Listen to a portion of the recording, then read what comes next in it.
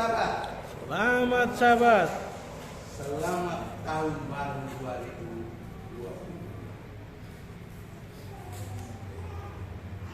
Saya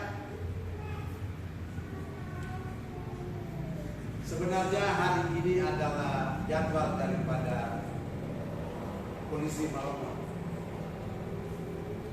Tetapi karena dia tugas, sehingga dia mesti saya bawa membawakan saya kemudian di hari Sabat. Sementara kepala kita tidak ada di tempat, dia melawat ke Laransuka dan Adonara. Mereka dia diminta untuk bergabung bersama-sama di tahun baru ini. Maka saya dipercayakan untuk khotbah tadi malam untuk bertahun dan buka tahun yang baru. Dua bagian ini memang sangat berat. Tetapi apapun terjadi, resiko sebagai orang tua atau ketua sidang. Ya, jadi saya belajar sedikit yang barangkali patut kita bersyukur kepada Tuhan. Ia dapat membawa kita, memimpin kita dari 2021 sampai menerima masuknya 2022. Kita patut bersyukur kepada Tuhan. Saya coba ulangi sedikit, yaitu adalah pelajaran tadi malam, yang mana kita tahu juga Ulangan 6 ayat 7, Musa katakan berulang-ulang mengajarkan anak-anakmu. Dengan demikian saya ulangi satu ayat ini, pelajaran sudah tadi malam. Yesaya 41 ayat 10 berbunyi, janganlah takut, sebab aku menyertai engkau. Janganlah bimbang, sebab aku ini alam. Aku akan meneguhkan, bahkan akan menolong engkau. Aku akan memegang engkau dengan tangan kananku yang membawa kemenangan. Tanpa disadari, saudara dan saya patut bersyukur kepada Tuhan bahwa Tuhan telah memegang, menyertai kita, menolong kita, memegang masing-masing kita dengan tangan kanan selama tahun 2021.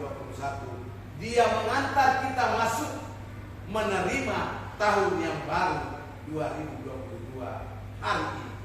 Sabat pertama di tahun 2022. Saudaraku yang dikasihi oleh Tuhan kita Yesus Kristus, lebih daripada itu, doa dan harapan saudara dan saya sudah barang tentu.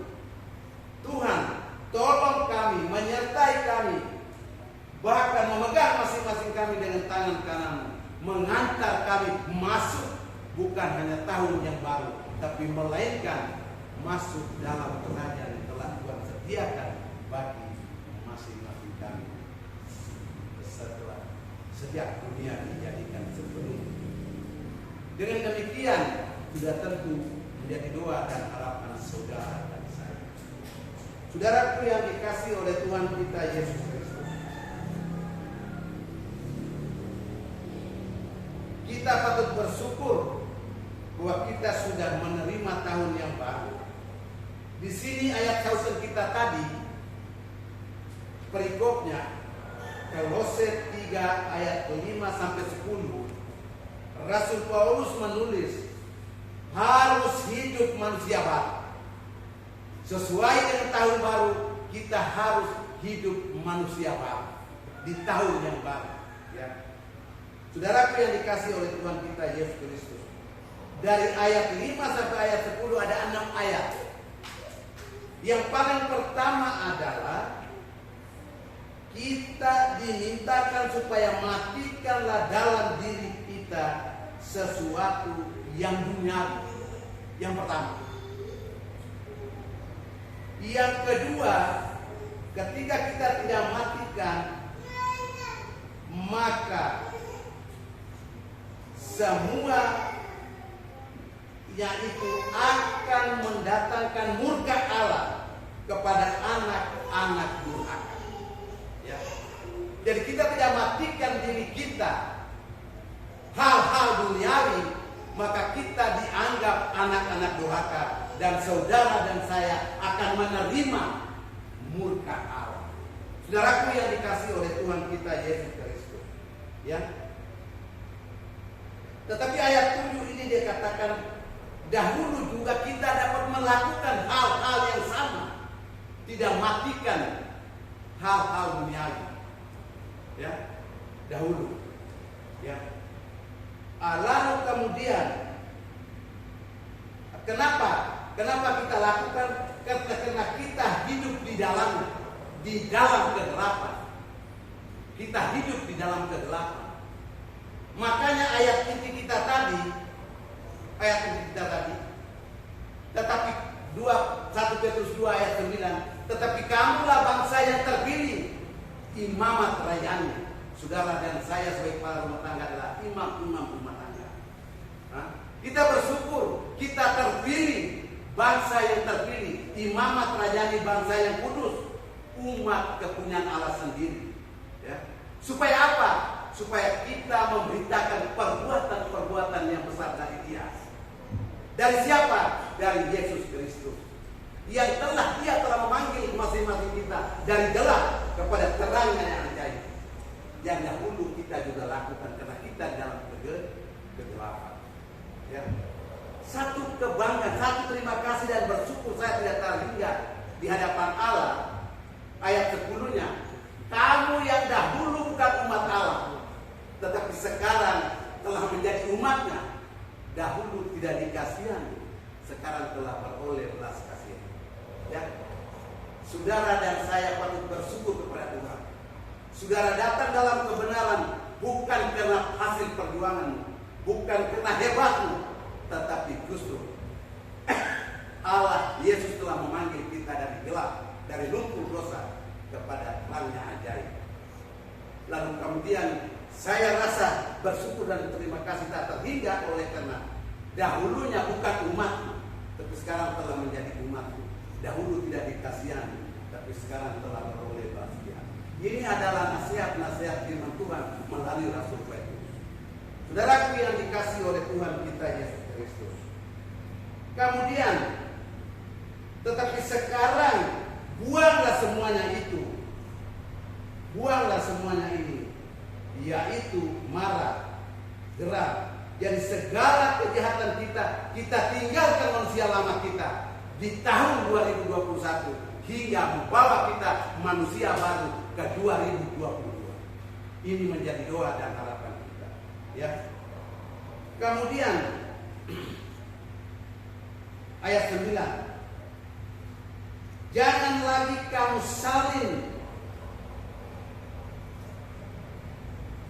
mendustai, dan karena kita sudah menanggalkan manusia lama kita dengan serta kelakuan kita, sifat kita, tabiat kita, perbuatan kita sudah kita tinggalkan. Ya. Dengan demikian menjadi doa dan harapan kita agar manusia lama kita yang segala kenajisan kita matikan hal-hal duniawi manusia lama di 2021 dan kita muncul manusia baru di 2022. Saudaraku yang dikasihi oleh Tuhan kita Yesus Kristus, ayat 1 tadi, ayat 10 yang terakhir katakan, dan telah mengenakan manusia baru yang terus-menerus diperbarui untuk memperoleh pengetahuan yang benar. Saudaraku yang dikasihi oleh Tuhan kita Yesus Kristus, ketika hidup kita ini manusia baru diperbarui sambil menantikan kedatangan Kristus yang kedua kali, maka kita memperoleh pengetahuan yang benar. Saudaraku yang dikasihi oleh Tuhan kita Yesus Kristus, pengetahuan yang benar adalah kebenaran Yesus dari kejadian sampai wahyu. Injil ini, saudaraku yang dikasihi oleh Tuhan kita Yesus Kristus. Ya. Dengan demikian, saudaraku yang dikasihi oleh Tuhan kita Yesus Kristus, Alkitab ini saya ibaratkan bagaikan rel kereta api. Saudara dan saya sebagai umat Tuhan ibarat bagaikan kereta api. Dengan demikian maka kita berjalan di atas rel kereta api supaya kita bisa tiba tempat tujuan.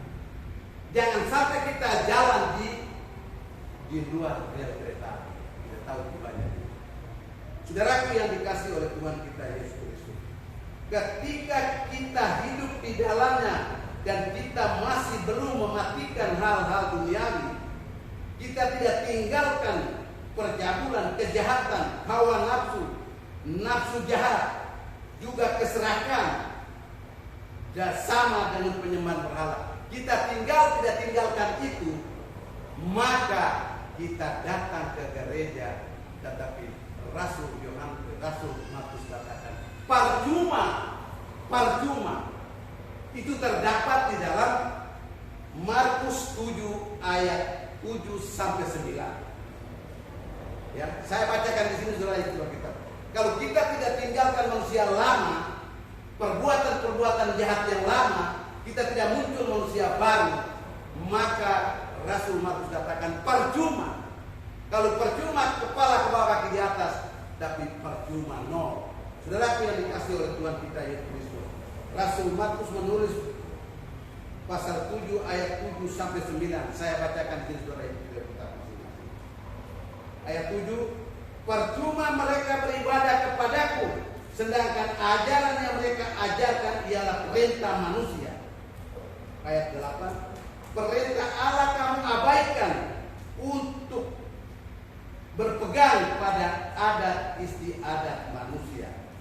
Ayat 9, Yesus berkata pula kepada mereka, sungguh pandai kamu mengesampingkan perintah Allah supaya kamu dapat memelihara adat istiadat sendiri. Saudaraku yang dikasihi oleh Tuhan kita Yesus Kristus, dengan ayat ini mengingatkan kita, menegur kita supaya kita tinggalkan manusia lama, tinggalkan sifat tabiat yang jahat yang lama, supaya kita muncul manusia baru, ya. Kalau tidak dikatakan percuma, ya, adat istiadat bukan berarti tidak percaya. Kita percaya sejauh tidak melanggar hukum Allah. Saudaraku yang dikasihi oleh Tuhan kita Yesus Kristus, ya. Kita ini sudah dimeteraikan oleh Tuhan. Dengan demikian maka kita harus harus buang manusia lama kita. Di sini terdapat di dalam 2 Timotius 2 ayat 19. Saya baca di sini saudara ini. Tetapi dasar yang diletakkan Allah itu teguh dan meterainya ialah Tuhan. Ya. Meterainya Tuhan. Tuhan mengenal siapa kepunyaannya. Tuhan kenal saudara dan saya adalah kepunyaannya. Dan setiap orang yang menyebut nama Tuhan hendaklah meninggalkan kejahatan. Kita meninggalkan kejahatan yang lama, kita muncul manusia baru di tahun yang baru. Seterusnya sambil menantikan Dia datang kedua.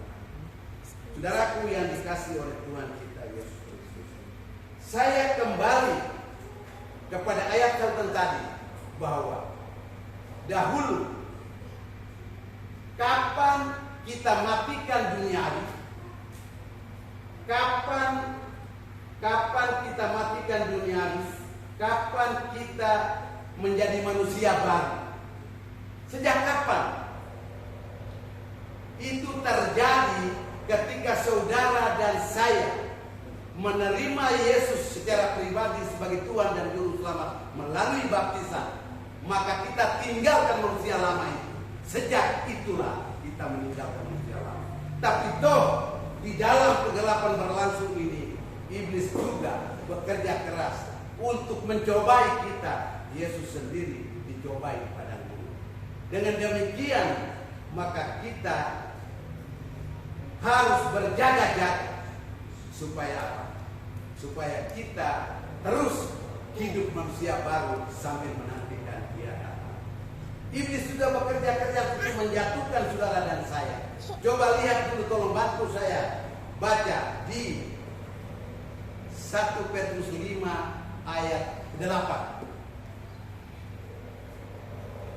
1 Petrus 5 ayat ke-8.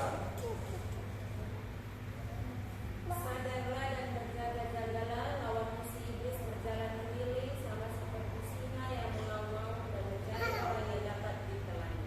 Terima kasih ya. Kita sudah menerima Yesus melalui baptisan sebagai anak-anak Allah. Namun di dalam kehidupan ini kita sudah tinggalkan, mematikan hal-hal yang harus benar. Tetapi dalam perjalanan iblis terus menyerang kita. Waspada, berjaga-jaga, lawan iblis. Berjalan mengeliling-keliling untuk cari orang dapat ditelan. Saudaraku yang dikasihi oleh Tuhan kita Yesus Kristus, ini kita harus muncul manusia baru di tahun yang baru hingga kedatangan Yesus yang kedua kali. Saudaraku yang dikasihi oleh Tuhan kita Yesus Kristus, di sini dikatakan kalau kita berjalan di atas rel kebenaran, maka menuruti segala hukum-hukumnya, segala perintah-perintahnya, segala ketetapan-ketetapannya, segala peraturan-peraturan Allah. Tapi ada orang bilang katakan berat. Hukum itu berat. Bukan kita bunuh di pelabuhan, kita pikul karung boni yang dulu itu 100 kilo. Bukan kita pikul semen ribuan sah. Hanya minta penurutan. Mari kita lihat 1 Yohanes 5 ayat yang ketiga. Salah seorang tolong bacakan ini.